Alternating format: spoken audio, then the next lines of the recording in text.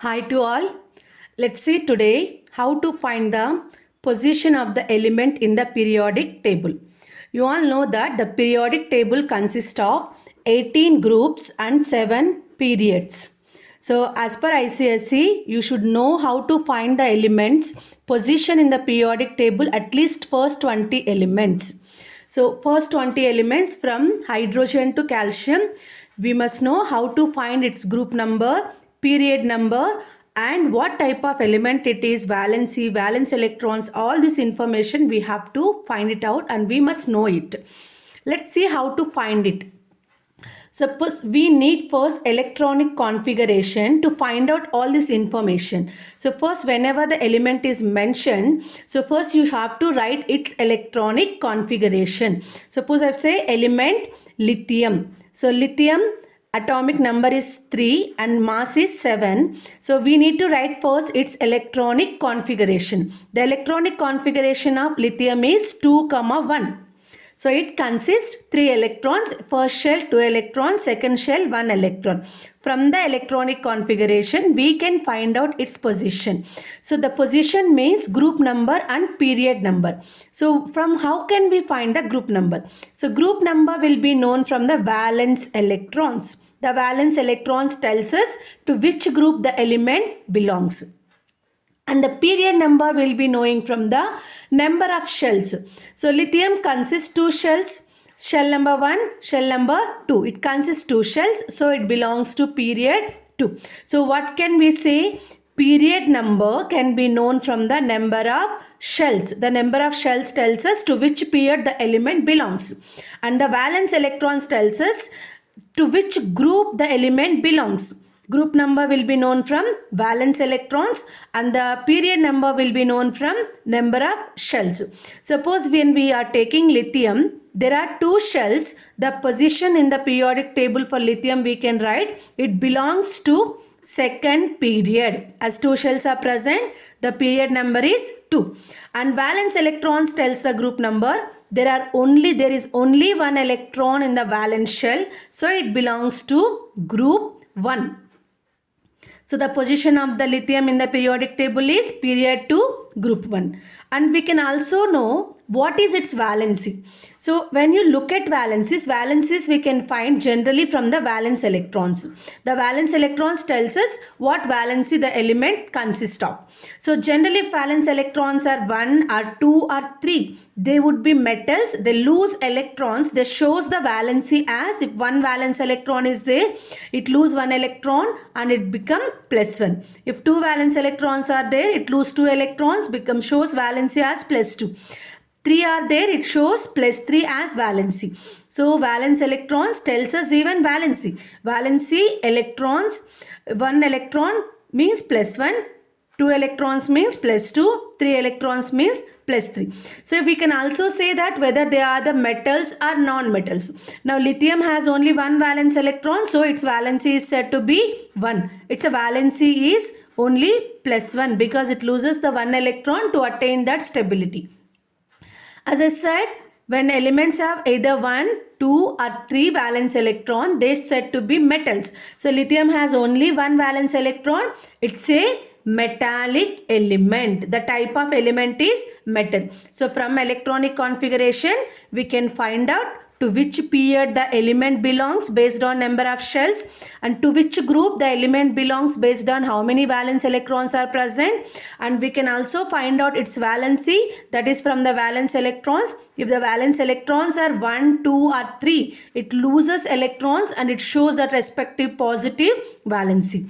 And if it has valence electrons 1, 2, 3, then we can say it's a metallic element. So this all information we are knowing it from the electronic configuration. Clear?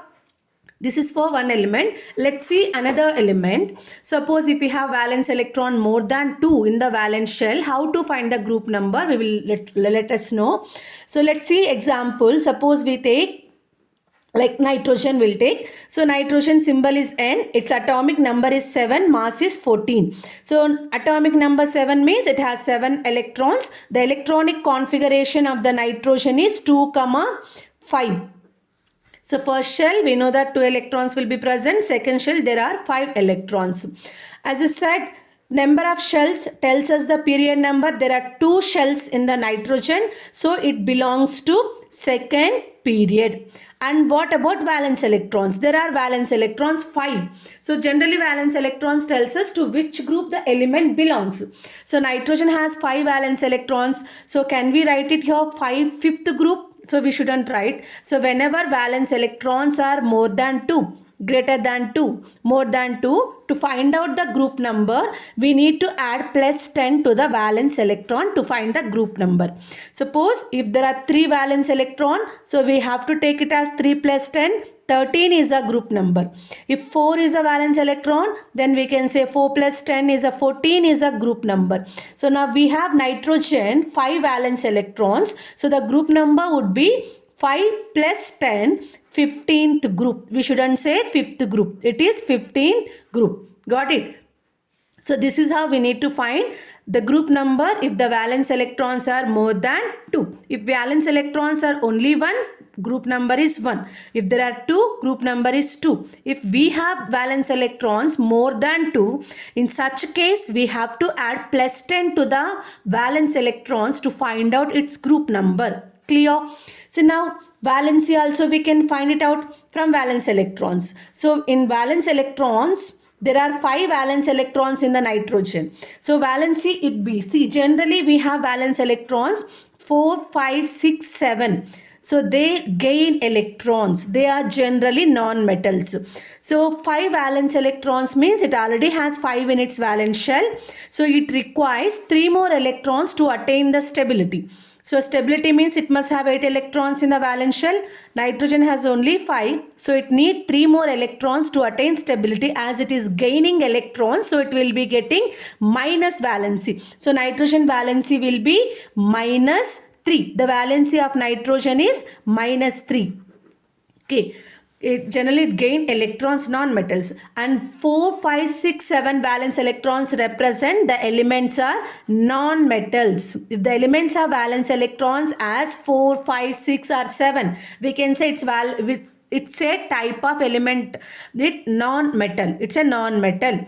So nitrogen has 5 valence electron, then the type of element is non-metal. So we are knowing period number, group number, the valency and the type of element from the electronic configuration or from atomic number. If you know atomic number, you can write electronic configuration. From that you can find out the group number, period number, valency, whether it is a metal or non-metal or noble gas. Noble gas means it must have 8 electrons in the valence shell, then we can say it's a noble gas.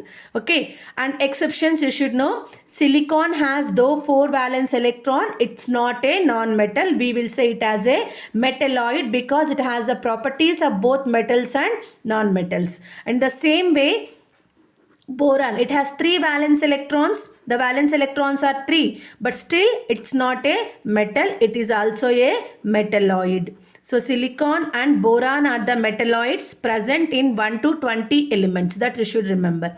So this is how we can find it out. Okay, and we should also know that what kind of compound it forms when it combines with other elements. See, suppose if I say element X has atomic number 16 and element Y has atomic number 12. These are atomic numbers. Now, if these two elements combines, what type of compound do they form? In such cases, first you need to find out whether they are the metals or non-metals. Atomic number 16 means its electronic configuration is 286. And 12 atomic number electronic configuration will be 282. Right. Now, find it out whether they are the metals or non-metals. So, X has valence electrons are 6. So, 4, 5, 6, 7 in the valence shell, they are the non-metal. So, X is a non-metal. And Y has 2 valence electrons. 1, 2, 3 valence electrons represent they are the metals. So, X is a non-metal, Y is a metal. So, to find out what kind of compound they form on combination, if X combines with Y or Y combines with X, if the elements combining elements are metal and non-metal, then it leads to formation of ionic compound or electrovalent compound. If both combining elements are non-metals, then it leads to form, if the both are non-metals, non-metal plus non-metal combination, then it leads to form the compound covalent compound. Covalent compound. So this is how we need to find it out. They ask you write the formula of the compound when X combines with Y or A combines with B by giving certain atomic numbers or electronic configuration. Suppose you take this example only. We take this example. X has atomic number 16, Y has 12. So write the formula of the compound formed when X combines with Y or Y combined with X. Now let's see, first to write formulas, we need to find out their valencies first. So X has valence electron 6, its valency will be -2 as it gained 2 electrons to attain stability. And Y has valence electrons 2, it's a metal, it loses electrons, it shows valency as +2. So now you should write the formula with the help of these valencies. So how should we write? X has -2 as valency, Y has +2 as valency. When we should write side by side with their valencies. Whenever we have valency numbers, same numbers, not the signs, okay? Cancel them and put the symbols together to get the formula YX. And we should not write it as XY. When you write the formula of ionic compound, you must keep in mind that metal should come always first, not the non-metallic part. Y is a metal, it has to be written first. Then we should write the non-metal, not the metal last. Okay. So this is how you should write formula and find out what kind of compound it forms. And we can find it out the remaining information. Thank you.